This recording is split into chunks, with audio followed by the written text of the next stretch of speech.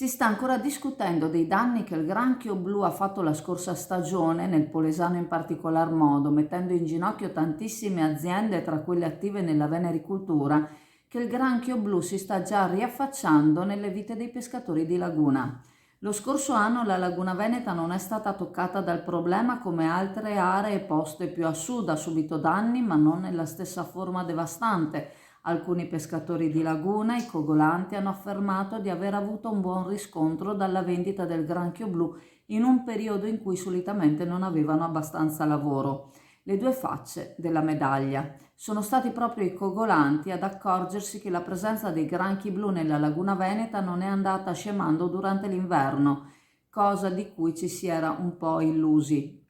Il freddo ha rallentato gli esemplari, resi meno aggressivi, più lenti nei movimenti, ma non li ha costretti a dirigersi altrove. Abitudini che in questa specie aliena si cominciano a scoprire adesso, essendo da poco che viene osservata in quanto ha reso la vita e il lavoro di un'intera categoria molto più difficile, facendo di loro un nemico da conoscere per poter affrontare. Sono i cogolanti a pescare i primi esemplari della stagione, piccoli, medi, quasi adulti, frutto della semina delle uova della stagione precedente.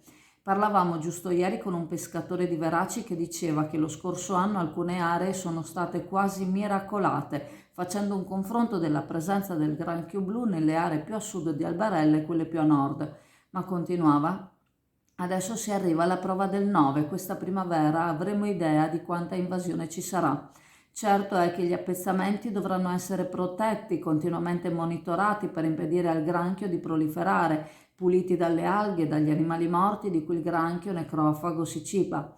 Si dovrà derogare l'utilizzo di attrezzi per la pesca massiva, non solo a protezione degli allevamenti, ma controllandone la presenza si dovrà pensare a ricavarne un introito economico che possa essere interessante.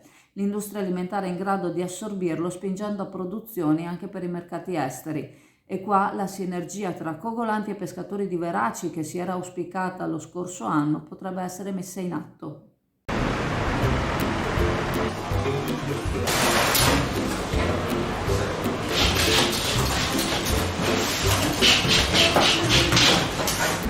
Ciao a tutti, allora Leo è ritornato, è una delle pizze più buone di Chioggia, sono la più buona con tutto rispetto agli altri amici pizzaioli che ci sono.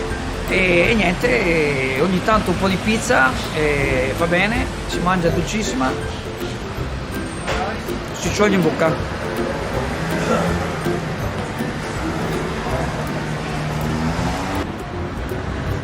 Sul Gazzettino di oggi c'è un articolo molto interessante che parla della mareggiata sull'arenile di Jesolo, che sono stati anche loro colpiti in maniera molto dura e parla veramente di tratte di spiaggia molto erosa e dovranno fare il bilancio dei danni quando il maltempo sarà un po' terminato, anche se già oggi la giornata va verso il bello. La cosa però interessante di questo articolo è l'intervento che viene ripreso appunto dal Gazzettino con il giornalista firma GB Bab, quindi sarà, scusate, Giuseppe Babbo, e in cui il sindaco di Jesolo, De Zotti, praticamente afferma che per quanto riguarda il ripascimento avranno ingenti risorse, sia per il fatto che ci sono dei cantieri che hanno devono utilizzare la sabbia, quindi avranno questo materiale da poter utilizzare per il ripascimento, ma anche perché i concessionari che hanno aderito alla legge 33 hanno investito parla di 10 milioni di euro per fare il ripascimento. Allora, la legge regionale 33 del Veneto è quella legge che molte altre regioni ci hanno invidiato, il Veneto è stato apripista. Queste cose ce l'hai dette tantissime volte il presidente di Ascolo, Giorgio Bellemo. Praticamente aderisce ai criteri della Bolkestein, quindi c'è la messa a bando, a gara delle concessioni pubbliche, quindi chiunque può partecipare, e chi fa il piano per il rinnovo della concessione fa un progetto di investimento di cui il 40% può essere per opere compensative che riguardano appunto l'arenile e la sicurezza della spiaggia. In questo caso e gli operatori, sapete, in questo momento a Jesolo ci sono un po' di polemiche per tutta una serie di rinnovo delle concessioni, ma su questo non entriamo nel merito, ci sono altri deputati molto più informati e più addetti ai lavori, ma quello che è importante è che a Jesolo, utilizzando questa legge che da una parte permette agli imprenditori balneari di avere la sicurezza di avere un certo periodo di tempo per poter investire, quindi non vivere con la spada di Damocle, che significa azzerare gli investimenti e non avere sicurezza, in pratica, non avere sicurezza e quindi di conseguenza azzerare gli investimenti, e quindi è sinceramente un'operazione ottima e molto, diciamo, adeguata proprio al nostro territorio.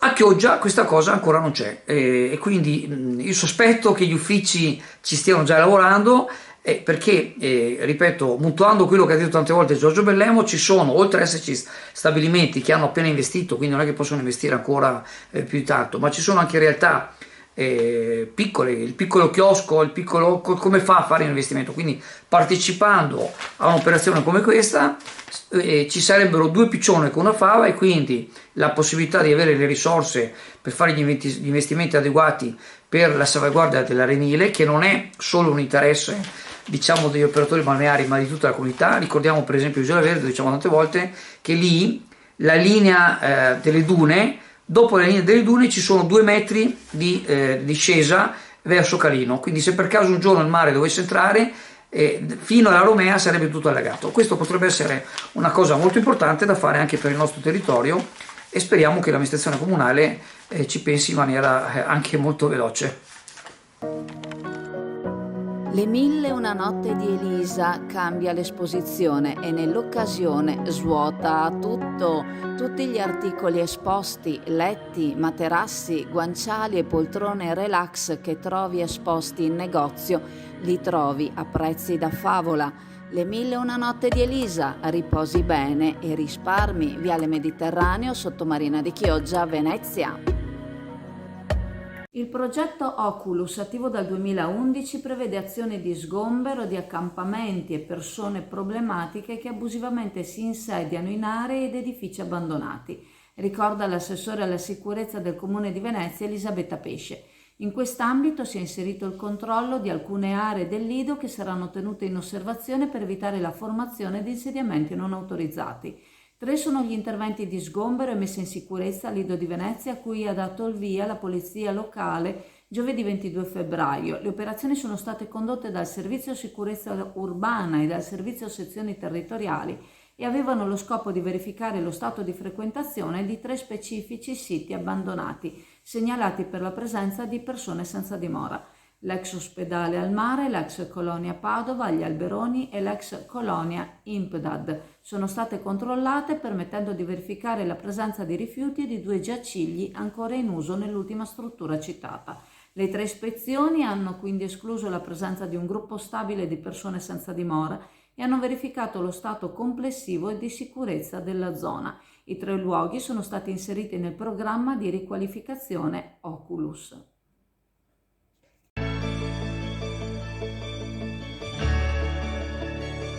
Carne al fuoco, specialità carne, sughi gustosi, tagli ricercati, ricchi panini e i capricci di mare.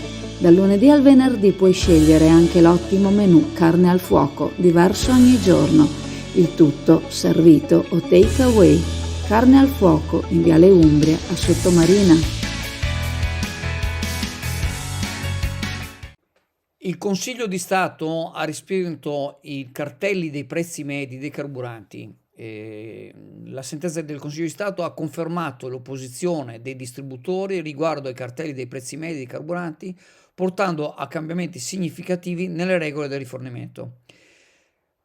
Sebbene questa questione abbia sollevato molte polemiche, è rimasta aperta la questione sulle conseguenze per i consumatori finali. La sentenza numero 1806, pubblicata il 23 febbraio 2024, ha accolto il ricorso del Ministero delle Imprese e del Made in Italy, ma ha parzialmente modificato il decreto del 31 marzo 2023. Il Consiglio di Stato ha bocciato parte delle norme che regolavano l'esposizione dei cartelli del prezzo medi dei carburanti presso le stazioni di rifornimento, riducendo le sanzioni e la minaccia di chiusura alle stazioni in caso di violazione.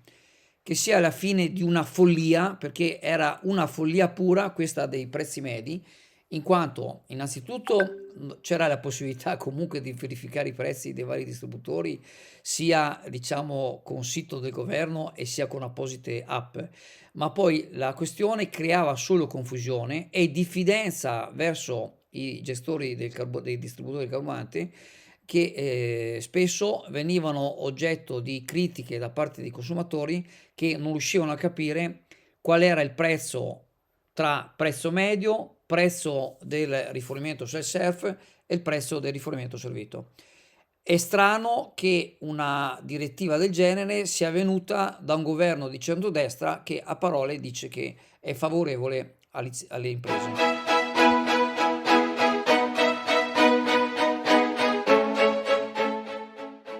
Ciao, buona giornata, vi ricordiamo che qui dagli amici della pescheria della CAM c'è una promozione eccezionale, i branzini acquisto minimo 3 kg a soli 7 euro. Vi conviene arrivare perché finiscono in velocità, ma oltre a questi ci sono tantissimi altri prodotti, sia locali che non locali, freschissimi.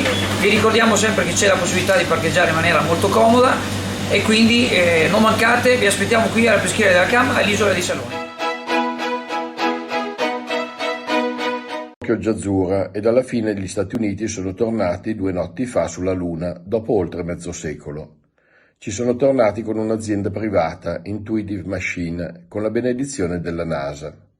Ci sono tornati con un costo di circa 1/1000 di quello del volo dell'Apollo 11, e cioè con un centinaio di milioni di dollari, contro i 140 miliardi al cambio attuale spesi nel 69. Ci sono tornati dopo che Cina, India e Giappone erano allunati negli ultimi tempi, ma con agenzie governative.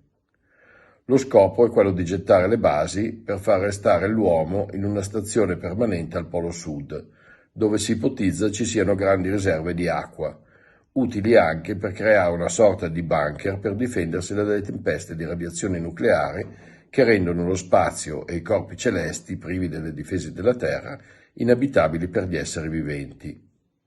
Il viaggio non è stato privo di qualche sorpresa inconveniente, che hanno portato a una destinazione diversa da quella prevista. Niente al confronto dello zampettare di Armstrong, che restò quasi senza carburante, cercando di evitare nell'allunaggio rocce e crepacci. La sorpresa più grossa, con una punta di mistero, si è avuta però questa notte, quando gli strumenti di bordo hanno comunicato che la sonda inspiegabilmente si era ribaltata. Le ipotesi in queste ore si susseguono, anche le più intriganti, da un sabotaggio fisico a un virus nel sistema informatico, ma molto più probabilmente un inconveniente strutturale. Un grande successo comunque delle aziende private americane, in una settimana che ha visto un altro exploit, quello della società Nvidia, società leader dei chip indispensabili per l'intelligenza artificiale, che sulla base dei risultati della trimestrale pubblicati ieri ha superato la capitalizzazione dei cosiddetti unicorni di Wall Street, con un valore di oltre 2 miliardi di dollari, 2000 miliardi di dollari. Nei giorni scorsi si è concluso a Rosolina, in provincia di Rovigo, presso il presidio rurale, il corso regionale ATP Autoprotezione in ambiente acquatico, a cui hanno partecipato 10 vigili del fuoco provenienti dai vari comandi del Veneto. Il corso, che si è prolungato per una settimana, ha visto una parte iniziale teorica dedicata a specifiche situazioni di rischio, seguite in seguito dalle esercitazioni pratiche sia a terra che in acqua. Gli operatori hanno così consolidato le capacità di autoproteggersi dai rischi correlati agli ambienti acquatici e rafforzato le proprie capacità di prestare soccorso a un malcapitato sia agendo da riva che a bordo di un natante. Una particolare attenzione è stata dedicata alla sinergia tra le varie squadre dei vigili del fuoco e gli altri soccorritori, tra cui anche la Guardia Costiera.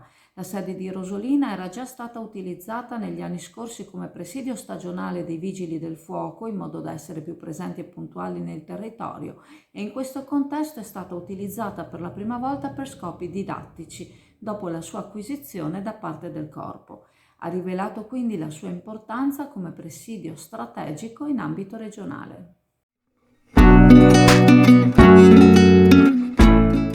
Preparati a gustare le specialità tradizionali e le novità esplosive che potrai trovare all'Indiga. Gelato artigianale anche per l'asporto, per gustarlo in compagnia dove vuoi tu. All'Indiga il gelato da passeggio più gustoso, in cono, coppetta o con lo stecco.